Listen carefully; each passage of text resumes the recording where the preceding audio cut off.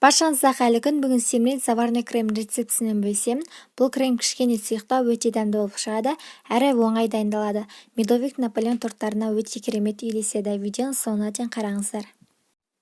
Келесі видеода медовиктің ең оңай, ең дәмді 20 минутта жасалатын рецептісімен бөлісетін боламын. Сондықтан жіберіп алмау үшін арнама жазылып лайк басып кетіңіздер.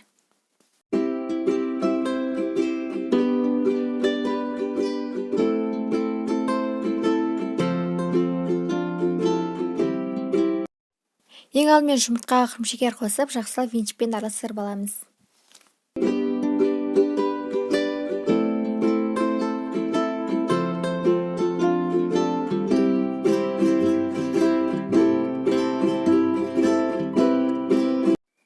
Бір келкі болған соң үстіне кукурузный крахмал қосып, тағы да араластырып аламыз.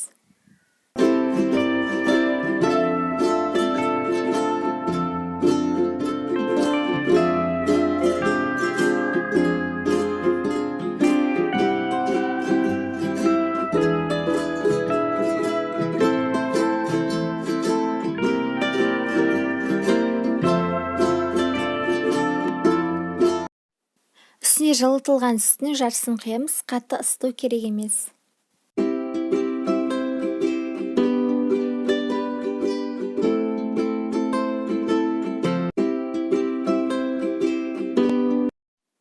Осы жұмыртқалы массамызды сүттің үстіне құйып, орташа отта үздіксіз араластырып отырамыз.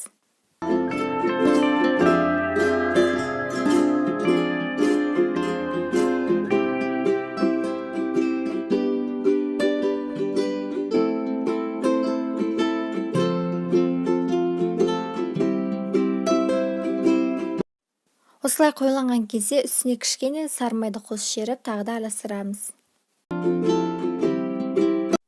Дайын болған соң кремді оттан алып, бетін пищевой пленкамен жауып, суытамыз. Осымен заварной крем дайын болды. Торттарға қолдана берсеңіздер болады. Осылай өте тез дайындалады. Видеомды лайк басып, арнама жазылып кетуді ұмытпаңыздар. Әлде көп рецептер болады, сіздермен болған Нұрсұлу.